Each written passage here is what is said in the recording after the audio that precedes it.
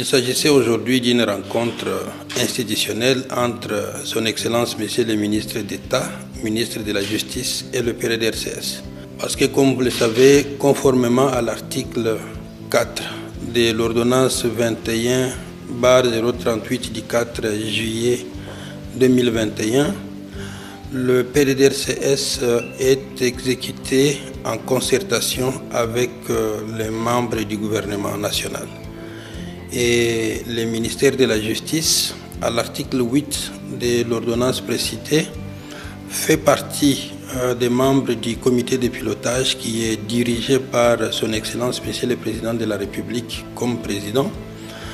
Et à l'article 24 de la même ordonnance, le chef de l'État a chargé le ministère de la Justice parmi ceux qui ont la responsabilité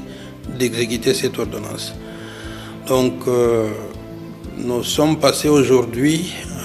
en délégation de la coordination nationale pour rencontrer Son Excellence Monsieur le ministre de la Justice pour lui rendre compte de nos opérations, de nos activités, partager avec lui les réalisations que nous avons jusque-là observées sur le terrain, mais aussi échanger sur les défis que nous rencontrons sur le terrain et nos projections pour le futur. Et comme vous pouvez imaginer,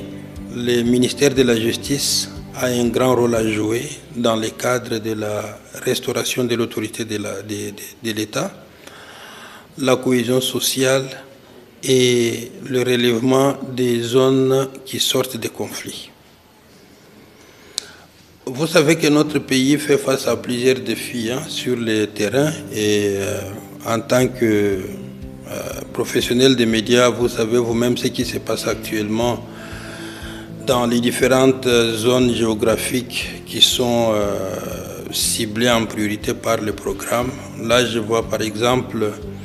les provinces de l'Est de notre pays, à savoir le Nord Kivu, le Sud Kivu, l'Ituri, le Maniema et le Tanganyika. Ça, ce sont les provinces qui sont actuellement couvertes par le programme. Mais lorsque vous quittez là, vous avez la province du Grand Bandundu, à savoir le Kwilu, Kwango, et donc, sur l'ancien Bandundu, et puis une partie de Kinshasa. Alors, implémenter un programme de désarmement, de démobilisation et relèvement communautaire et stabilisation nous place face à un certain nombre de défis sur le plan sécuritaire, économique et même humain qu'il faut relever pour arriver à faire de la paix une réalité dans ces zones que nous intervenons. Donc c'est autour de ces problématiques que nous avons discuté avec le ministère de la Justice pour voir de quelle manière le ministère peut apporter son expertise pour qu'il y ait véritablement la paix entre les individus qui vivent dans ces zones, mais aussi entre nos clients